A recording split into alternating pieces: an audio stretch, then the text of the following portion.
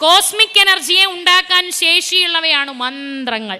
മന്ത്രങ്ങളുടെ ശക്തിയെ അധികമായി വർദ്ധിപ്പിക്കാൻ ശേഷിയുള്ളവയാണ് ബീജമന്ത്രങ്ങൾ. ബീജം എന്ന് പറഞ്ഞാൽ നമുക്കറിയാം വിത്ത്. ഒരു മന്ത്രത്തിൻ്റെ ശക്തി എല്ലാം അടങ്ങിയിരിക്കുന്ന വിത്തുകൾ പോലെയുള്ള മന്ത്രങ്ങളാണ് ബീജമന്ത്രങ്ങൾ, അതിശക്തമായ മന്ത്രങ്ങൾ. ബീജമന്ത്രങ്ങൾ എന്നൊക്കെ പറഞ്ഞാൽ സാധാരണക്കാരായ നമ്മൾ എങ്ങനെ പഠിക്കുമല്ലേ? പക്ഷേ നമ്മൾ പഠിച്ചല്ലോ. ഓം ഓം ഓം ഹോമ ധൂമ പ്രകട തട ജടാകോടി ഭോഗി പ്രപൂരം അം അം അം ആതിഥേയ പ്രണതപദയുഗാംബോരുഹ ശ്രീവിലാസം ഉം ഉം ഉം ഉഗ്രനേത്രത്രയലസിത വപുർജ്യോതിർ ആനന്ദരൂപം ശ്രീം ശ്രീം ശ്രീം ശീക്രചിത്ത ഭ്രമഹരമനിശം ഭാവയേ ബാഹുലേയം. ഓം ഓം ഓം അം അം അം ഉം ഉം ഉം ശ്രീം ശ്രീം ശ്രീം. ഇവയൊക്കെ എന്താ? ബീജമന്ത്രങ്ങളാണ്. തീംഷ്ട്ര ദംഷ്ട്ര കാലഭൈരവാഷ്ടകം എന്ന് പറഞ്ഞു ഭാരതത്തിലൊരു കൃതിയുണ്ട്. ആ ഒരു കൃതിക്കു ശേഷം ഇത്തരം ബീജാക്ഷരങ്ങളെ കോർത്തുകൊണ്ടൊരു സ്തോത്രകൃതി നാരായണ ഗുരുദേവൻ മാത്രമേ എഴുതിയിട്ടുള്ളൂ കേട്ടോ.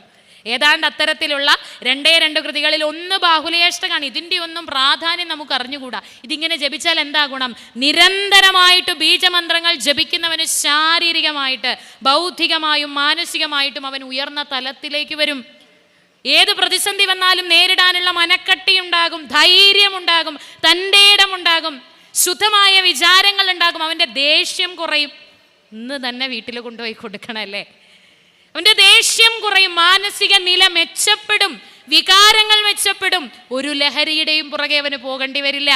ശാന്തനാവാൻ, സ്വസ്ഥതയുള്ളവനാകാൻ ഒരു മരുന്നിൻ്റെയും ആവശ്യം വേണ്ട, ഒരു MDMAയും വേണ്ട. അതിലപ്പുറം നിൽക്കുന്ന ഔഷധമാണ് ബാഹുലേയാഷ്ടകം. യോഗതന്ത്രശാസ്ത്ര കൃതി എന്നാണ് ഇതിനെ വിശേഷിപ്പിക്കുന്നത്. യോഗശാസ്ത്രവും തന്ത്രശാസ്ത്രവും എല്ലാം കൂടെ മിക്സ് ആയിട്ടുള്ളൊരു കൃതി. തന്ത്രശാസ്ത്രത്തിലൊക്കെ ഉപയോഗിക്കുന്ന ബാലാസുബ്രഹ്മണ്യ മന്ത്രമാണ് ശ്രീനാരായണ ഗുരുദേവൻ ഈ കൃതിയിൽ അടക്കി വച്ചിരിക്കുന്നത് എന്ന് ചില പണ്ഡിതന്മാരുടെയൊക്കെ പഠനം കാട്ടിത്തരുന്നുണ്ട്.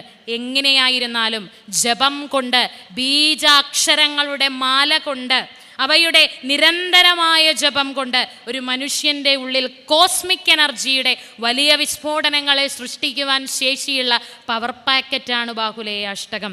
ശരഹണ ഭവ എന്ന മന്ത്രത്തിനെ ഓരോ അക്ഷരത്തിൻ്റെയും 4 പിരിവുകളായ ബീജമന്ത്രങ്ങളായി പിരിച്ചിട്ട് ഗുരു വിന്യസിച്ച ഒരു രീതിയുണ്ടിതിൽ.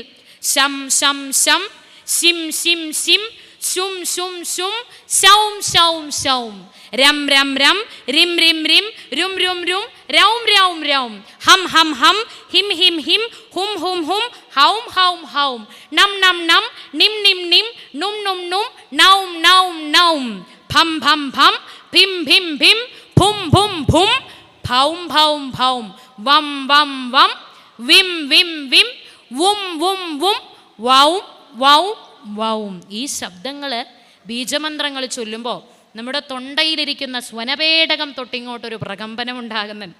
ആ പ്രകമ്പനങ്ങളാണ് വാസ്തവത്തിൽ സായിപ്പന്മാർ പറഞ്ഞതുപോലെ നമ്മുടെ അവയവങ്ങളെ ഉത്തേജിപ്പിക്കുകയും നമ്മുടെ ഹൃദയത്തെ നന്നായി പ്രവർത്തിക്കുകയും അതിലെ രക്തചംക്രമണം വർദ്ധിപ്പിക്കുകയും ഒക്കെ ചെയ്യുന്നത് കേട്ടോ. അതിൻ്റെ ഒരു ശാസ്ത്രീയമായ വശം ഇതാണ്.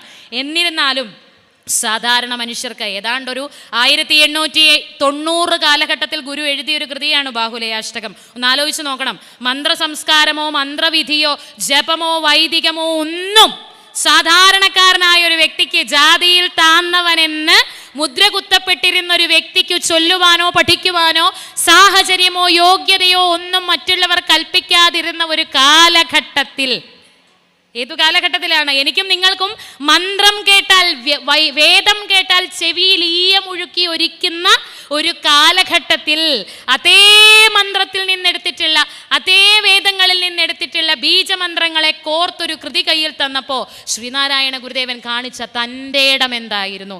എന്നെയും നിങ്ങളെയും കൊണ്ട് ഒരു മന്ത്ര സംസ്കാരത്തിലേക്ക് കൊണ്ടുപോവുകയാണ്. പക്ഷേ ഇതിൻ്റെ ഫലം നമ്മൾ ചിന്തിക്കുന്നുണ്ടോ എന്നു സംശയമാണ്. അധികം നമ്മൾ ചിന്തിക്കാറില്ല എന്നുള്ളതാണ് വാസ്തവം.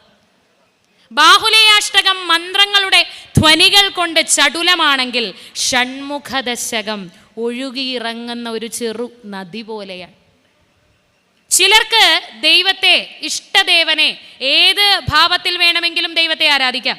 അതിൽ ചിലർക്ക് ദൈവത്തെ വാത്സല്യപൂർവ്വം ആരാധിക്കുവാൻ ഇഷ്ടമുള്ളവരുണ്ട്. ആ വാത്സല്യത്തോടുകൂടി എങ്ങനെ ദേവനെ ആരാധിക്കുവാം എന്നുള്ളതിൻ്റെ പ്രത്യക്ഷ ഉദാഹരണമാണ് ഷൺമുഖദശകം എന്ന് പറയുന്ന ധ്യാനകൃതി. 1-ാം പദ്യം തൊട്ട് 10-ാം പദ്യം വരെ ഷൺമുഖൻ്റെ ധ്യാനമാണ്. ആ ധ്യാനത്തിൽ വളരെ ഗംഭീരമായിട്ട് വാത്സല്യഭക്തിയുടെ നിറവോടുകൂടി ഗുരു സുബ്രഹ്മണ്യനെ വിളിക്കുന്ന ചില പദപ്രയോഗങ്ങളുണ്ട്. സുബ്രഹ്മണ്യ കീർത്തനം എഴുതിയ ഗുരു തന്നെയാണോ ഷൺമുഖദശകം എഴുതിയെന്നൊരു സംശയം തോന്നിപ്പിക്കുന്ന അത്രയും വളരെ സുന്ദരങ്ങളായ, വളരെ ലോലമായിട്ടുള്ള പദപ്രയോഗങ്ങളുണ്ട്. ആലക്കാലക്കഴുത്തേൽ അരവവും അതിലൂടാടിയോടുന്ന പൊന്നിൻ നൂലിൽ കോർത്തിട്ടു ചാർത്തിക്കിലുകിലയൊലി കൊള്ളുന്ന വെള്ളച്ചിലമ്പും വേലും ശൂലം വിളങ്ങും വരദവും അഭയം ചെങ്കരത്താരിലേന്തി പാലാലോലും അടുത്തോം പുതുമൊഴി ഒഴുകും വായുമായി വാ കളിപ്പാൻ. ഓമലുണ്ണിയായ ദേവനെ, ഷൺമുഖദശകത്തിൽ കൂടി വാത്സല്യഭക്തിയുടെ നിറവിൽ നിന്ന് ഒരു ഭക്തനെങ്ങനെ വിളിക്കുന്ന ഗുരു കാട്ടിത്തരുന്ന സുന്ദരമായ വരികളാണ്. ആലക്കാലക്കഴുത്തേൽ, ആലം എന്ന് പറഞ്ഞാൽ വിഷം, വിഷം പോലെ കറുത്തിരിക്കുന്ന കഴുത്തേൽ പാമ്പ്, അരവവും അതിലൂടാടിയോടുന്ന, അതിൻ്റെ ഇടയിൽ കൂടി ഇളകിയാടുന്ന പൊന്നിന്നൂലിൽ കോർത്തിട്ടു ചാർത്തി കിലുകില എന്ന ശബ്ദമുണ്ടാക്കുന്ന വെള്ളച്ചിലമ്പും വേലും ശൂലവും വരദവും അഭയവും തൻ്റെ ചുവന്ന കൈകളിൽ ഏന്തി പിടിച്ചുകൊണ്ട് എൻ്റെ മുരുകാ പാലാലോലും പാലിറ്റു വീഴുന്ന മടുത്തൂം പുതുമൊഴി ഒഴുകും തേനൊഴുകുന്ന പുതുമൊഴികൾ കൊണ്ട് സമ്പന്നമായ ആ ചെറുവായി കൊണ്ട് എൻ്റെ അടുത്തേക്ക് കളിക്കാനൊന്ന് വരാമോ എന്ന് ചോദിക്കുമ്പോൾ ഒരു ഭക്തൻ വാത്സല്യഭക്തിയുടെ നിറവിൽ നിൽക്കുക. പക്ഷേ ഇവിടെ നിന്ന് യാത്ര ചെയ്ത് സുബ്രഹ്മണ്യ കീർത്തനത്തിലേക്ക് ചെല്ലുമ്പോൾ നമ്മൾ അന്തിച്ചു പോകും. ഇത്രയും നേരം കണ്ട ഗുരുവിനെയല്ല സുബ്രഹ്മണ്യ കീർത്തനത്തിൽ ചെല്ലുമ്പോൾ ഞാനും നിങ്ങളും കാണുന്നത്. ഭക്തിക്കൊരു സവിശേഷതയുണ്ട്. ഭക്തിയുടെ തലങ്ങളിലേക്ക് ഉയർന്നു ചെല്ലുമ്പോൾ അവിടെ ഭഗവാനോടുള്ള വേർതിരിവ് കുറഞ്ഞു കുറഞ്ഞു വരുമ്പോൾ ചില സ്വാതന്ത്ര്യങ്ങൾ എടുക്കും. ഭക്തൻ ചിലപ്പോൾ ന്യായം പറഞ്ഞെന്ന് വരും. ഭഗവാനോടെ ന്യായം പറയും, ഇത് ശരിയാണോ എന്ന് ചിലപ്പോൾ ചോദിക്കും. ആ ന്യായം സഖ്യഭക്തിയുടെ ഒരു വലിയ പ്രത്യേകതയാണ്. ഈശ്വരനെ തൻ്റെ ഏറ്റവും അടുത്തതായിട്ട്, തനിക്ക് ഏറ്റവും സ്വാതന്ത്ര്യമുള്ള ദേവനായിട്ട് സങ്കല്പിച്ചുകൊണ്ടുള്ള ഒരു സംസാരമൊക്കെ ഭക്തനിൽ നിന്നുണ്ടായേക്കാം. അത്തരം വാക്കുകളുടെ ഒഴുക്കുകൊണ്ട് സുന്ദരമായ കൃതിയാണ് ശ്രദ്ധരാവൃത്തത്തിലെ സുബ്രഹ്മണ്യ കീർത്തനം. ശ്രീനാരായണ ഗുരുവിൻ്റെ ഈശ്വരീയമായ അനുഭൂതിയുടെ തലവും ഇതേ കൃതി നമ്മെ കാണിച്ചു തരുന്നുണ്ട്. ശ്രീനാരായണ ഗുരുദേവൻ പരമദൈവമായിട്ട് ബ്രഹ്മസ്വരൂപനായിട്ട് വിരാജിക്കുന്നതിൻ്റെ ഏറ്റവും കൃത്യമായ തെളിവുകളും ഇതേ കൃതിയിലുണ്ട്. പ്രാഥമികമായിട്ട് നോക്കുമ്പോൾ അതിലൊരു ഭക്തനെ പ്രത്യേകിച്ച് ആകർഷിക്കുന്നത് അതിൻ്റെ ഭാഷയാണ്. ഇംഗ്ലീഷ് പദങ്ങൾ ഉൾപ്പെടെ, നാടൻ പദപ്രയോഗങ്ങൾ ഉൾപ്പെടെ ശ്രീനാരായണ ഗുരുദേവൻ ഇട്ടമ്മാനമാടുന്ന ഒരു വാക്പ്രവാഹമുണ്ട് അതിൻ്റെ ഉള്ളിൽ.